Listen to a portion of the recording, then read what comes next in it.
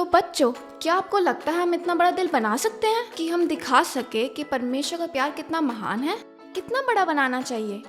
इतना, इतना या फिर इतना बड़ा? वाओ, परमेश्वर का प्रेम हमारे लिए कितना बड़ा है। ऐसा कोई तरीका नहीं है कि हम प्रभु के प्रेम के लिए इतना बड़ा हृदय बना सके। अब मेरे साथ एक्शंस करिए। हमारा बाइबल मेमोरी वर्स हमें बताता है, सब पवित्र लोगों के साथ भली भांति समझने की शक्ति पाओ कि यीशु के प्रेम, उसकी चौड़ाई और लंबाई और ऊंचाई और गहराई कितनी है। और ये लिया गया है इफिसियों 3:18 से। परमेश्वर का प्रेम हमारे लिए बहुत महान है और ऐसा कोई तरीका नहीं है कि हम इतना बड़ा हृदय बना सके। अब मैं चाहती हूँ कि आप अपने दोस्त या परिवार की ओर मुड़े और कहे, परमेश्वर का प्रेम आपके लिए बहुत महान है। हेलो बच्चों, मुझे आश्चर्य है कि परमेश्वर का प्रेम कितना महान है और यदि कोई तरीका है कि हम उसे माप सके तो मेरे पास यहाँ कुछ सामान है जिनका चीजों को मापने में इस्तेमाल किया जाता है और शायद इनका इस्तेमाल करके हम परमेश्वर के प्रेम को माप सके। तो चलिए देखते हैं। ऐसा मानिए कि मैं कुकीज पका रही हूँ। यह पक्का करने के लिए कि मैंने आटा, चीनी और दूध बिल्कुल सही मात्रा में डाला है, मैं इनमें से किसका उपयोग करूँगी? क्या इस मापने के कप से, मापने वाले टेप से या घड़ी से? इनमें से वो क्या है? यह सही है, मापने वाले कप से। लेकिन मुझे आश्चर्य है कि क्या मापने वाला कप सच में परमेश्वर के प्यार को माप सकता है? क्योंकि बाइबल कहती है, यहोवा मेरा चरवाहा है, मेरा कटोरा उमड़ रहा है। यदि हमारा कटोरा परमेश्वर के प्रेम से उमड़ रहा है तो मुझे लगता है हम परमेश्वर के प्रेम को मापने वाले कप से माप नहीं सकते, क्योंकि वो तो उमड़ने लगेगा। वो परमेश्वर के प्रेम को भरने के लिए पर्याप्त नहीं है। अब यदि मुझे कुछ बनाना है और उसे बनाने के लिए मुझे उसकी लंबाई, चौड़ाई और ऊंचाई मापने के लिए कुछ चीजों की जरूरत है। बच्चों, आप इनमें से कौन सा चुनोगे? मापने का कप, मापने की टेप या घड़ी? हाँ, ये सही है, हम चुनेंगे ये मापने वाली टेप। लेकिन क्या ये मापने वाली टेप सच में परमेश्वर के प्यार को माप सकती है? क्योंकि बाइबल कहती है, क्योंकि तेरी करुणा आकाश से भी ऊंची है। तो यदि परमेश्वर का प्रेम आकाश से भी ऊंचा है तो मुझे लगता है हम परमेश्वर के प्रेम को मापने वाली टेप से नहीं माप सकते। तो आप समय के बारे में क्या सोचते हैं? इन तीनों में से आप समय को मापने के लिए कौन सी चीज चुनेंगे? क्या वो मापने वाला कप है या मापने वाली टेप या घड़ी? हाँ, सही, आप समय को मापने के लिए घड़ी का उपयोग करेंगे। लेकिन मुझे आश्चर्य है कि क्या घड़ी सच में परमेश्वर के प्यार को माप सकती है? क्योंकि बाइबल कहती है, उसकी दया अमर है। वाह, यदि उसकी करुणा कभी खत्म नहीं होती तो इसका मतलब है वो चलती रहती है और हमेशा चलती रहती है। ऐसा लगता है हम परमेश्वर के प्रेम को घड़ी से नहीं माप सकते हैं। तो आप ऐसे प्रेम को कैसे मापते हैं? हम उसे नहीं माप सकते हैं और ऐसा करने की हमें जरूरत भी नहीं है, क्योंकि हमारे लिए ये जरूरी है कि हम परमेश्वर के प्रेम का अनुभव करें।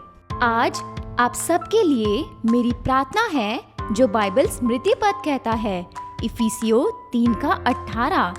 सब पवित्र लोगों के साथ भली भांति समझने की शक्ति पाओ कि यीशु के प्रेम, उसकी चौड़ाई और लंबाई और ऊंचाई और गहराई कितनी है। आमीन। हाँ, परमेश्वर हमसे बहुत प्रेम करते हैं। परमेश्वर के इस महान प्रेम की कहानी को सुने जो आपके और मेरे लिए है। आज से 2000 साल पहले बैतलहम में यीशु का जन्म हुआ। वे परमेश्वर के अनुग्रह और लोगों के अनुग्रह में बढ़ने लगे। यीशु बहुत ही दयालु और मदद करने वाले थे। वह कोई साधारण व्यक्ति नहीं थे, वास्तव में वे परमेश्वर के पुत्र थे। उन्होंने अंधों को आंखें दी और लंगड़े चलने लगे, बहरे सुनने लगे और मुर्दे जीवित हुए। तूफान को शांत कराया और वे बच्चों से प्रेम करते थे। और बहुत लोग यीशु के पीछे चलने लगे, लेकिन कुछ लोग उनसे ईर्ष्या करते थे और परेशान थे। उन्होंने उसे पकड़कर मार मारा और क्रूस पर लटका दिया। यीशु आपके और मेरे लिए क्रूस पर लटकाए गए। वे क्रूस पर बलिदान हुए और वे गुड फ्राइडे को क्रूस पर मारे गए। क्यों? हमारे पापों के लिए। पाप क्या है? पाप वह हर बुरे काम है जो हम करते हैं। पाप वह भी है जो हमें करना चाहिए पर हम नहीं करते हैं, और सभी ने पाप किया है। परमेश्वर पाप नहीं करते और वे ऐसे लोगों के साथ नहीं रह सकते जो ऐसा करते हैं। पाप का परिणाम है परमेश्वर के बिना जीवन जीना, मृत्यु। परमेश्वर हमसे प्रेम करते हैं और उन्होंने हमारे पापों की समस्या का समाधान तैयार किया। वे ये जानते थे किसी को तो पाप की कीमत चुकानी पड़ेगी, तो उन्होंने अपना एक लौता पुत्र भेजा, अपना पूर्ण पाप रहित पुत्र यीशु मसीह को एक मनुष्य के रूप में पृथ्वी पर भेजा, हमारे स्थान पर मारे जाने के लिए और उस दंड का भुगतान करने के लिए जो हमारे लिए थी। 3 दिन बाद ईस्टर रविवार को यीशु को देखने के लिए कुछ स्त्रियां कब्र पर गईं, लेकिन वो वहाँ पर नहीं थे। वह जी उठे, वे जिंदा हैं। वह पाप और मृत्यु पर जयवंत हुए। बाइबल हमें बताती है यूहन्ना 3:16 में, क्योंकि परमेश्वर ने जगत से ऐसा प्रेम रखा कि उसने अपना एकलौता पुत्र दे दिया, ताकि जो कोई उस पर विश्वास करे वह नाश ना हो परंतु अनंत जीवन पाए। यीशु आपसे प्रेम करते हैं और मुझसे प्रेम करते हैं। आमीन। हमारा बाइबल मेमोरी वर्स हमें बताता है, सब पवित्र लोगों के साथ भली भांति समझने की शक्ति पाओ कि यीशु के प्रेम, उसकी चौड़ाई और लंबाई और ऊंचाई और गहराई कितनी है, जो लिया गया है इफिसियों 3:18 से।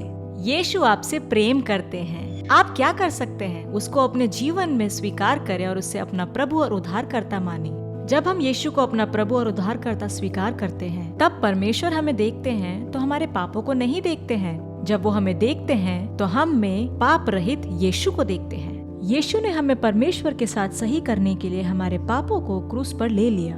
यीशु ने हमें पाप और मृत्यु से बचा लिया। क्या आज आप अपने हृदय में यीशु को बुलाना चाहते हैं? माता पिता, बच्चे, क्या आप अपना हृदय परमेश्वर को देना चाहते हैं? अगर आप चाहते हैं तो मैं चाहूंगी कि आप अपने हाथों को उठाएं, इस दान को स्वीकार करें और इस प्रार्थना को मेरे साथ बोलिए। आप तैयार हैं? आइए एक साथ बोलें। प्रिय प्रभु, मुझे बचाने के लिए आपका धन्यवाद। अपने पुत्र यीशु को मेरे लिए क्रूस पर मृत्यु के लिए भेजने के लिए आपका धन्यवाद। यीशु, मुझसे प्रेम करने और मेरे पापों को क्षमा करने और अपने बहुमूल्य लहू से मुझे शुद्ध करने के लिए आपका धन्यवाद। मुझे आपकी जरूरत है। यीशु, आप आए और मेरे प्रभु और उद्धारकर्ता बने। आप मेरे सबसे अच्छे दोस्त बने। मैं आपको अपना हृदय देती हूँ। मेरी मदद करें कि आपके लिए ही जीऊं।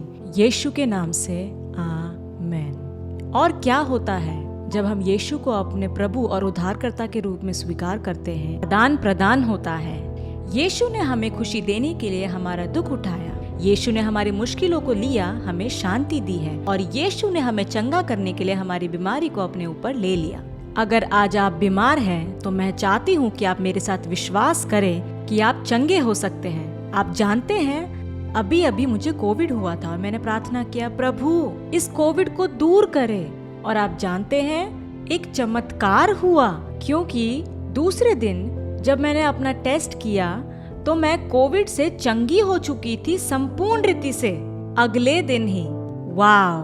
मैं चाहती हूँ कि आप अपने बीमारियों के लिए विश्वास करते रहे कि वह चले जाएं। अगर आपके शरीर में कोई बीमारी है इस समय, जैसे एक्जिमा, अस्थमा, श्वास संबंधित समस्या या फिर बुखार, खांसी और गला खराब, आप मेरे साथ विश्वास करें कि परमेश्वर आपको चंगा करना चाहता है। हम में से कुछ लोग ऐसे हैं जो कहते हैं कि हमें शारीरिक समस्या नहीं है, लेकिन उन्हें प्राण में दर्द होता है, हृदय में बीमार महसूस होता है, चिंता में रहते हैं, खाने का विकार सही नहीं होता है, उदास रहते हैं। मेरे पास आपके लिए खुशखबरी है। परमेश्वर आपको चंगा करना चाहता है। परमेश्वर आपका दुख दूर करके आपको आजाद करना चाहता है। आप मेरे साथ विश्वास करना चाहते हैं? आप कर सकते हैं, क्योंकि यीशु ने आपकी सारी पीड़ाओं और बीमारियों के लिए अपनी जान दी।